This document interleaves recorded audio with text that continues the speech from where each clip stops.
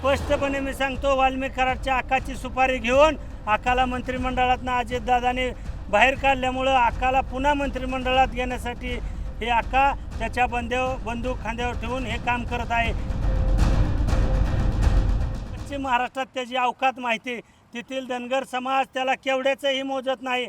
म्हणून मराठवाड्यातील बोळ्या बाबड्या कष्टकरी शेतकरी कष्टमजूर गोरगरीब ओबीसी समाजातील लोकांना हा भडकवण्याचं काम करत आहे आणि भडकून मराठा ओबीसी वाद लावण्याचं काम करत आहे. त्यामुळे माझी विनंती आहे, मराठवाड्यातील ओबीसी समाजातील काही समाजकंटकाला ह्याच्यापासून सावध राहा. हा फार चतुर आहे आणि त्याला फक्त ह्यातून आमदार आणि खासदार होण्यासाठी हा प्रयत्न करत आहे. मात्र वारंवार अजितदादावरती सुद्धा एकेरी भाषा वापरली जाते. अजितदादा बीडचे पालक.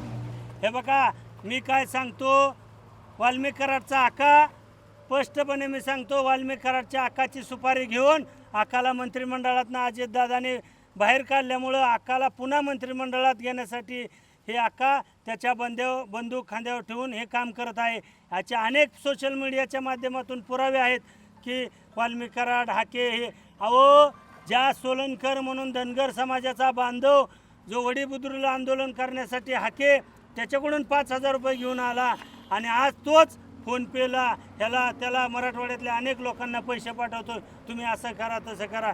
माझी विनंती राज्य सरकारला, हाकेलाच तात्काळ अटक करा. ह्याला संरक्षण कशासाठी दिलं आहे तुम्ही? हा जातीमध्ये दोष निर्माण करतो, ओबीसी मराठा वाद निर्माण करतो, महाराष्ट्र पेटवण्याचं काम हाके करत आहे. तर ह्याचं तात्काळ पोलीस संरक्षण काढून घेण्यात यावं आणि हाकेला अटक करावी माझी विनंती आहे. आरक्षणादरम्यान ज्या 4 कुटुंब शहीद झाले त्यांना मी आर्थिक मदत करण्यासाठी आलेलो आहे. हे कुटुंब उभा करण्यासाठी आलेलो आहे. हे मराठवाडा पावन साधू संतांची नगरी आहे. प्रभू वैद्यनाथाचं एक 12 ज्योतिर्लिंगामधलंही आहे.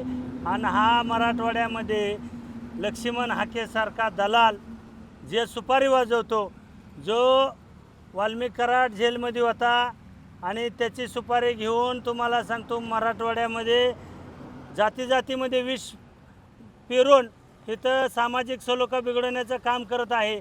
आणि या लक्ष्मण हाके जो वाल्मिक कराडच्या जेव्हा इथं करत होता, तो वाल्मिक कराड आतमध्ये आहे, पण ह्या वाल्मिक कराडचा आका बाहेर आहे. आणि तो आका लक्ष्मण हाकेच्या खांद्यावर बंदूक ठेवून त्याला रसद पुरवून अजित पवाराला तर ब्लॅकमेलिंग करत नाही का, ह्या माझा सवाल आहे. आणि ह्या लक्ष्मण हाकेची लायकी विधानसभेला 287 मतं पडल्यात. सांगोला विधानसभा मतदारसंघामध्ये कालच्या लोकसभेला उभा राहिला होता, 4,037 मतं पडलेले आहेत. लक्ष्मण हाके या महाराष्ट्रात धनगर समाजाचं ज्याला आदर्श नेतृत्व म्हणतात, ते स्वर्गीय गणपतराव देशमुख यांच्या नातूच्या विरोधात सुपारी घेऊन तुम्ही उभा राहिला होता. त्या सुपारीचे सगळे पुरावे माझ्याकडे आहेत. आणि बाबासाहेब देशमुख यांचा 2019ला पराभव झाला आणि सुपारी वाजवली अशी की मी धनगर समाजाची मतं खातो. या धनगर समाजाचे महाराष्ट्रात 8 आमदार आहेत. त्या आमदारापैकी तुम्हाला एकाही मतदारसंघात प्रचार करता आला नाही. स्पष्टपणे ते आज बी आमदार सांगतात, अरे लक्ष्मण, तू जर आमच्या मतदारसंघात आला तर तुला उलटं टांगून मारीन.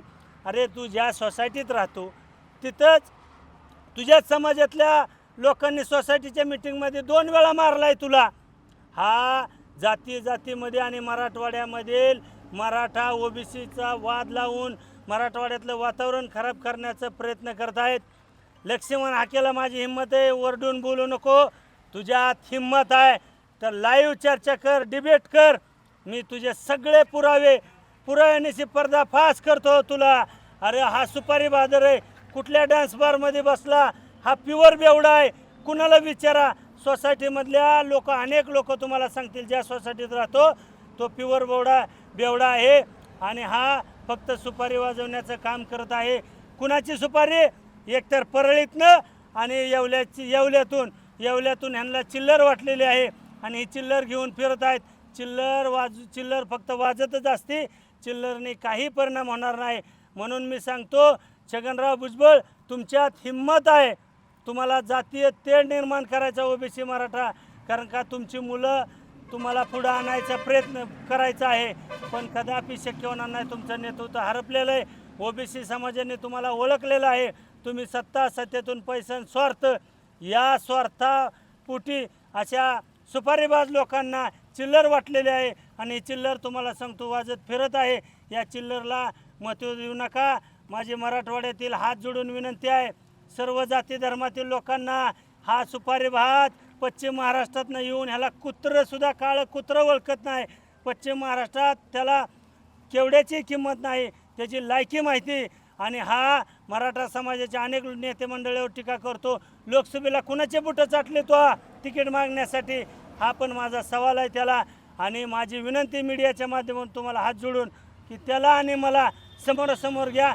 त्याचे सर्व पुरावे पर्दाफाश केल्याशिवाय राहणार नाही. हा फक्त जातीय तेढ निर्माण करून स्वतःची पुळी भाजण्याचं काम करतो. अहो तोच बेवडा आहे आणि त्याचा पोरगा पण बेवडा आहे. अहो परवा तुम्हाला सांगतो त्याने स्टंट केला आणि पुन्हा सांगितलं की आपापसात मिटलं. तर लक्ष्मण हाकेवरती मराठवाड्यातील जनतेने विश्वास ठेवू नये. माझे हात जोडून तुम्हाला विनंती आहे.